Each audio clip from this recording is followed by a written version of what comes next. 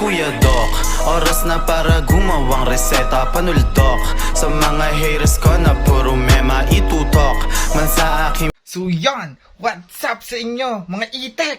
Ay mali, hindi nga pala tayo mga itek guys. So yan, panibagong araw na naman to na magkakasama-sama tayo. Aba, ay di ano pa? Ay di pumunta na tayo sa shop at ating gawin ang ating Project Mio. Let's go! Dito na tayo ngayon sa shop. Aba, ay di ano pa? Gagawin na natin ang ating motor. Kaso, iniisip ko ano ang gagawin natin sa motor kasi wala pa ang ating mga pyesa. So nag-iisip-isip pa ako ngayon guys kung ano bang pwede natin gawin. Yan. Huwag nyo na lang masyadong pansinin yung nasa mukha ko. Gawa ng dali ng pagtanda. Kasama na yan. Yan. Kasama na yan sa buhay. Ang importante ay pogi pa din. Yan, pogi pa din. Huwag nyo na pansinin masyado yan. Napapaisip ako anong gagawin natin ngayon. Siguro isalpak na lang natin ang makina ng ating Mio. Kasi wala naman tayong ibang gagawin. Medyo masakit ang aking alaga. Sa tunay, ang init ngayon guys. Ayan. Tingnan nyo. Pagkakainit naman ngayon. Sa tunay naman hapon na ngayon. Hapon na. Gawa ng kaganina pa dapat ako magbibideo. Ay syempre, kaganina maraming customer. Ngayon lang wala. Ay di, ngayon gawin. Yan. Kung kayo nagtataka, bakit putol-putol ang ating video? Abay, nakakahiya din baga pag may nadaan ganito pala ang pagiging pagbablog-vlog. Aba, sa tunay guys ay para kang baliw. Salita ka ng salita kahit wala kang kausap.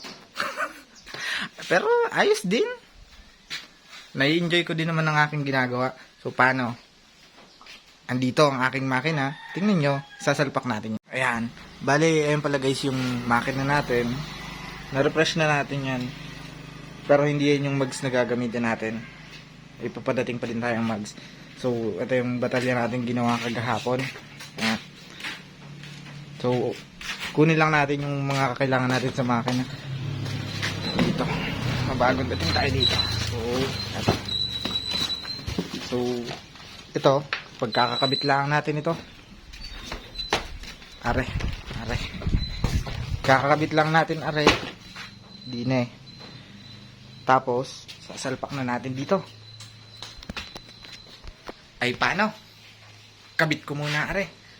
Bye-bye! So, ayan, nakuha na natin yung iba nating stock na engine cover. Kaso ay pagkakadumi naman pala nito guys. So linisan ko muna to. Kasi may nagdating tayo isang customer. Magpapa-tune up daw yan si boss. Papalamigin pa naman natin yan. Tapos tuloy change na natin. So linisan ko muna to habang pinapanood natin yan. Mabilis lang yan guys. Ganito lang yung kabilis. Yan na.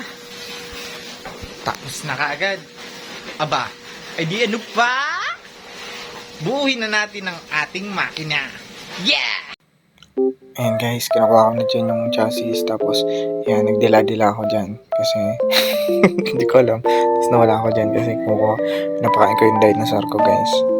Pinapakain ko dun sa loob. Ayan, tapos bumalik na ako dyan guys. Kasi, napakain ko na yung dinosaur. Tapos, ayan, kinuha ko na yung makina. So, nakuha ko na yung makina guys. Ayan, nandyan din yung ng motor. Ayan guys, tapos, ayan, kinuha ko na din yung mga gamit-gamit niya. Tapos yan, dinilaan ko kayo kasi sabi ko, ganun lang. Dinilaan ko lang kayo, trap ko lang kayo nilaan. Tapos yan, kinuha ko na yung parang rubber nung sa engine cover. Yan, for the kabit-kabit na. Yan, kinakabit ko na yun guys. Tapos, tayo nyo naman, tumayo ako. Yan lang. Yan, tapos move na ako dyan guys. Yan, tapos pinapasok ko na yung mga rubber. Medyo matigas yan ipasok. Tapos, yan, wala. Natayo-tayo ko lang siya. Tapos, hindi nyo lang alam guys, pero galit na ako dyan guys. Sabi ko, pag naharap na kasi ako dyan, sabi ko, sige, pag di kayo pumasok dyan, tatapon ko kayo dun sa kanal. Kasi may kanal dyan guys, sa harapan ng bahay namin. Sabi ko, pag hindi siya pumasok, tatapon ko na lang siya. Ayun, pumasok naman siya guys. Natakot siguro siya sa akin, kasi tatapon ko siya. Ayan, so nakabit ko din yan. Tapos, bali tatlo yan guys na yung kakabit ko. Ayan, doon sa pangalawa naman guys, kinanta-kantahan ko lang siya. Lalabay, ganun ko lang siya, guys. Tapos, yun, naawa din siya sa akin. Pumasok din siya, guys. Tapos yung pinakang last na, guys. Ayan. Nadala ko lang yun sa ano, guys. Hinilot-hilot ko lang. Nadala siya sa hilot. Langis-langis lang, ganun. Ayan. Tapos, fitment check. Ayan. Tapos, okay na. Ayan, happy na siya. Nakabit niya. Ayan. Tapos yung ibang cover naman. Ayan. Kuha ng cover. Tingin-tingin. Ayan. Sipat-sipat. Tapos, tinagkal din, guys. Kasi, wala. Di pala makakabit yun. Hanggat hindi na tatagal yung isa. So, tinanggal ko muna yun. Pinaba ko muna. Ayan. Sipat-sipat. Ayan. Kung makikita nyo, guys, nahirapan na ako dyan. Kasi halata naman sa mukha ko, guys. Tingnan nyo. Kulubot na yung mukha. Halata naman, guys. Diba? Kulubot na ba naman yung mukha? Paano hindi mahihirapan? Ayan. Ayan. Sipat-sipat lang, guys. Ganyan. So, yung pagbubuo pala dyan, guys, ginagawa ko lang siyang libangan kasi yan, pag medyo wala tayong customer, imbis na nagtatambay-tambay tayo, so yan na lang yung ginagawa ko. Binubuo na lang siya. Kaya, ba't di nyo naman, kung di nyo matatanong, guys, kung ba't binubuo ko pa din yan kahit sobrang wala na. Kasi, guys, yung motor na yan, yun yung gamit natin nung nag-high school tayo. So, malaking tulong yan sa atin dati nung nag-high school pa lang tayo. Kaya ngayon, kahit na malaking gastos niya, edi binubuo pa din natin. Kasi matindi ng pinagsamahan namin yan, guys. Grade 7 pa lang ako, motor ko na yan. Ayan. So bago pa tayo magkaiyakan, balik na tayo dyan. So yan, kinabit ko na yung kabila. Ayan. Tapos, ipit-ipit, ganyan, tusok-tusok. Tapos, guys, nag-iyak yung alaga kong dinosaur, kaya binalikan ko muna. Ayan. Binalikan ko yun, guys. Kaya medyo natatagalan ako kasi nagpakarga pa yung alaga kong dinosaur, guys.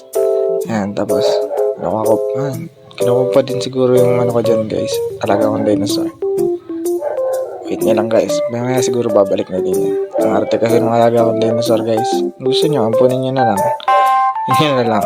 Kasi minsan nahirapan na din akong pakainin, guys, Pag minsan walang customer, walang mapakain. Ayan, guys, napapakain ko na yung dinosaur kong alaga dyan. Nahele ko na, kumbaga. Kaya nakabalik na ako. Ayan. Kabit-kabit na din tayo ng mga dawal yan, guys. Kinakabit-kabit ko na dyan. Ayan. For the kabit ng dawal.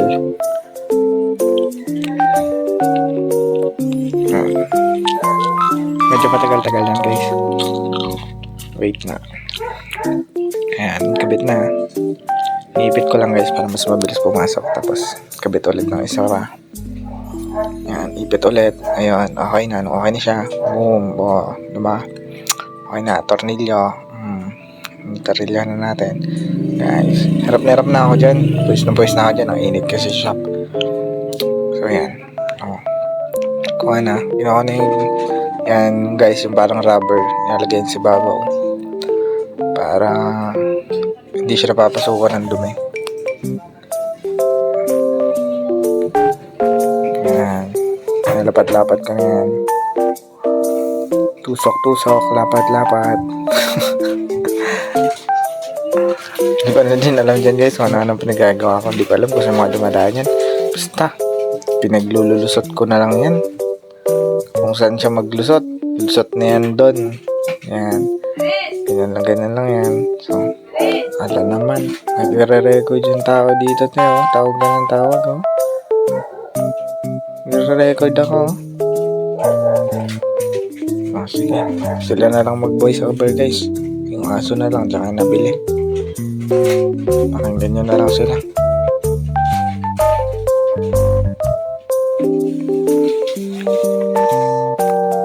So, yan, guys. Yan, kinakabit ko na yung sa may ignition coil. Yan. Yan, lapat-lapat ko na siya. Sinusukat ko na siya kung paano yung tamang kabit. Yan, kinakabit ko na yun yan. Yan. Sana, guys, samahan niyo ako habang binubuo natin yan. Day by day. Subukan natin mag-update hanggang sa mabuo natin yan. Mabalik natin yan sa bagong-bago na itsura niya, guys. Ayan. Kinakabit ko na yan yung Ayan yung batalya. Bale, tapos na ako dyan nun sa makina. Nakabot ko na yung batalya. Ayan, kinalangan ko na. Tapos, yun yung ehi guys. Ayan, tinutusok ko na din yung ehi. Para at least, diba? Diyan pa lang, nakikita mo na na tayo-tayo na siya nabubuo. Ayan. Tapos tinapagla ko na din yung kamera. Ayan guys. Patapos na rin ako dyan guys. So, bale, dyan yung nagtapos guys. Haba-haba na din. Ayan, kailangan ko lang para hindi masyadong mag-sketch yung mga pinto. Ayun na nga guys. Medyo nakakapagod pero natutuwa ako kasi nagkakaroon na ng pagbabago ang ating Project Mio. Tingnan nyo guys. Ang kinikilig. Yan, tingnan ninyo. Kahit pa paano ay, di may makina na. Oh. Ay di ano? Kagaya nga nung dati. Pakitaan natin ng kapirasong mata. Kuya Doc, oras na para gumawang reseta panuldok. Sa mga haters ko na puro mema itutok. Man sa aking bakal ay etcha puwera iputok. Mo kung gusto mo magmitsa ng gera, pwersa ko kakaiba, hindi kaya ihambeng. Gusto nyo magbida, halatang kulang sa lambeng. Angas namin natural, ibang klase yung tinde. Smooth yung mga lakad ko, yung inyo tabingi. Okay yung coke, tsaka JD. Binaba ko muna, tumatawag kasi Kuya Doc matik tungkol sa pera. Ano lock, ano contact, pwede natin babaen. Yung mga di nyo alam, yung hilig namin tuklasin.